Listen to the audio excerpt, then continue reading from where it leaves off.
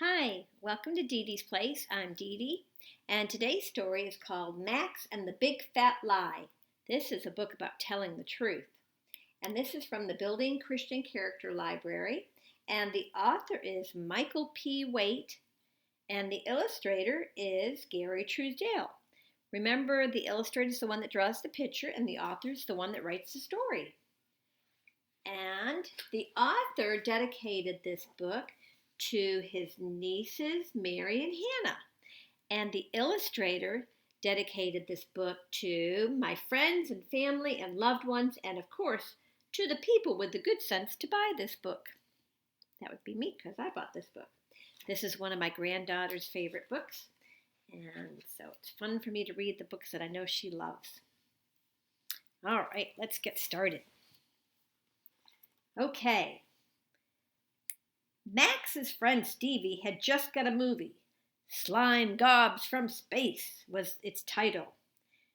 Get over here soon, Stevie frowned from his room, 'cause seeing this movie is vital.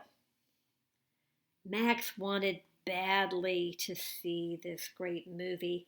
It was sure to be scary and loud.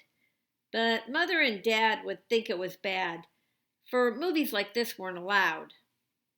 See, Max didn't understand yet that his mom and dad were trying to protect his mind to keep him from seeing things that weren't good for him to see, because sometimes that gives you bad dreams or makes you think bad thoughts and that type of thing. So his parents are good about that, but Max didn't understand that. He just thought they weren't letting him do something fun. So he really wants to see this movie, so Max did his best to think up a plan. He thought till his eyeballs were sore. And as he was thinking and painfully blinking, somebody knocked at the door. Ah, and it's the door to his closet. Max quickly jumped to his feet, for in through the door walked a fellow who was as short as a stump and equally plump. What's more, he was purple and yellow. Good day, my dear chap, said the short purple creature. You're caught in a fix, I'll agree. I can see on your face that Slime Gobs from Space is a movie you simply must see.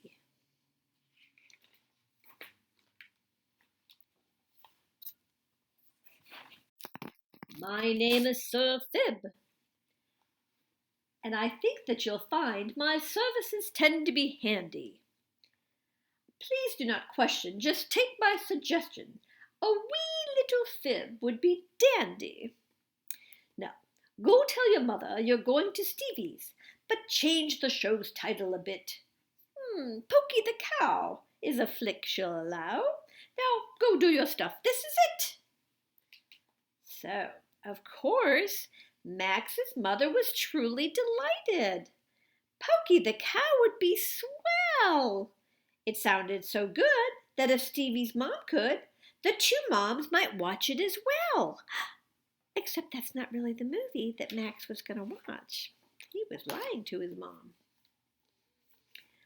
Ooh, this was a shocker to poor little Max. He hurried upstairs, nearly crying. If Mom came along, the whole plan would go wrong, and Max would be punished for lying. Sir Fib looked disturbed as he listened to Max. He said, This one's too big for me, but I have a friend whom I can send. He'll know the answer, you'll see. So he opened the door and he whistled a note.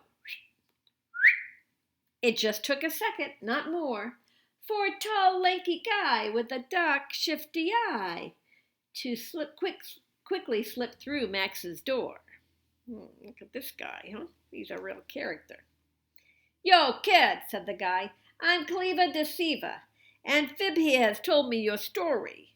I've got what you need, and I think you'll agree that deceiving should wipe out your worry. So, go tell your ma that you just changed your mind, and you're going to play baseball with Stevie. She'll fall for the trick, then you go watch the flick. It works every time, kid, believe me. Max hurried off with his new, improved lie, which Mother believed right away. She showed not a doubt, but when Max turned about, she had something awful to say. "Since you'll be playing with Stevie Malone," Mom mentioned while feeding the cat, "his mother and I could just visit a while. I've been meaning to stop for a chat." Ooh. Max felt quite ill as he slithered upstairs. This was a problem indeed. If Mother dropped by, he'd be caught in his lie, which was growing as fast as a weed.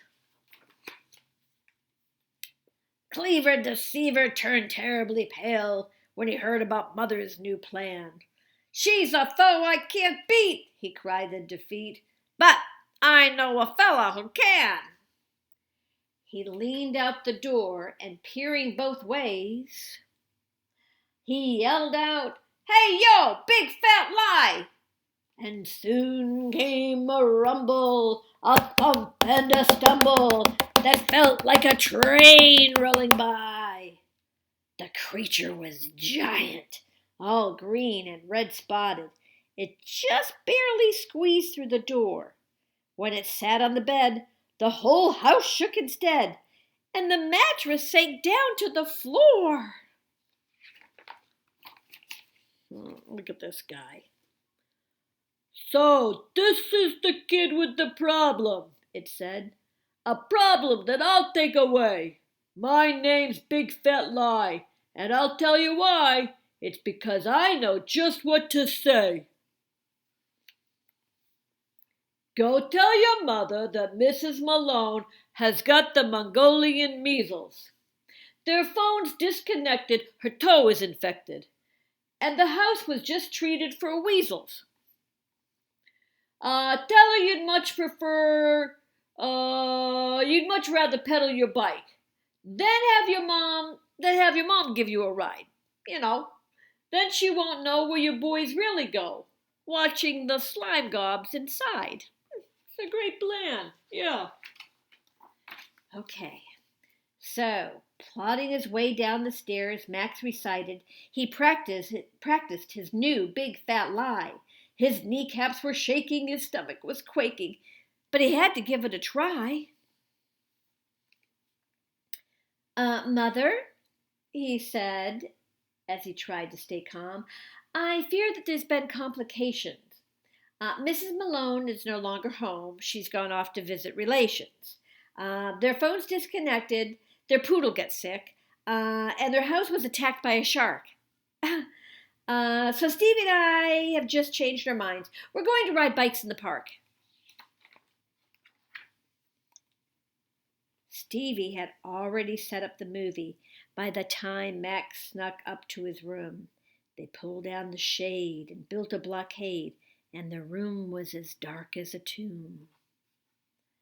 Each time Max heard talking or someone's shoes walking, he thought for sure he'd be caught.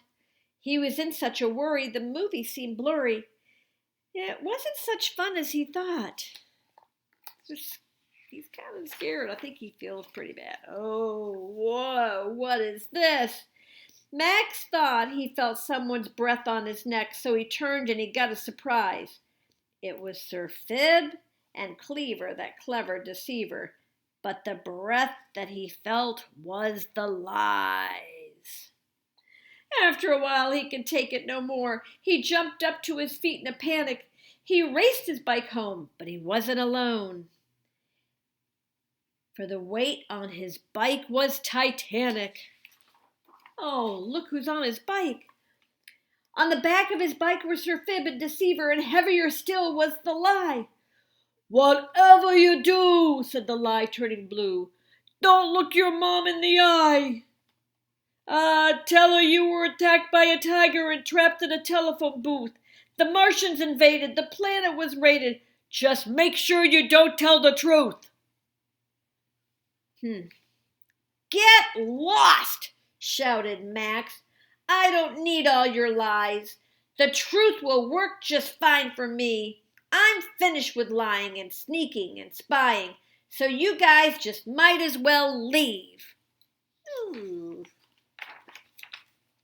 At that very moment, in one mighty flash, poof, The lie and his friends disappeared. Max felt more relieved than you could have believed, for now Max's conscience was cleared. Max told his mom of the lies he'd made up, how he'd been sneaky and bad.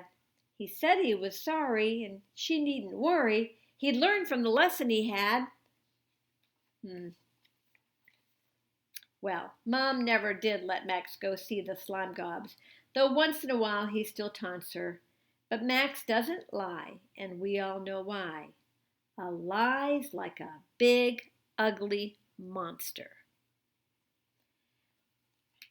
And the Bible says in Proverbs 12:22, the Lord detests lying lips, but he delights in men who are truthful. This is a great verse to memorize. Proverbs 12:22. You should look it up and you should see if Mom and Dad will help you memorize it, because it's a really good verse.